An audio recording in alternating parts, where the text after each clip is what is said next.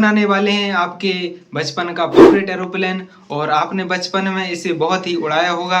अगर नहीं उड़ाया है तो इस वीडियो को देखने के बाद आप इसको उड़ाना सीख जाएंगे। और हमने यहाँ पर एक अच्छे सा एरोप्लेन बनाया है, ऐसा ही आप इस वीडियो को देखने के बाद बनाना सीख जाएंगे। इसको हम बनाते हैं।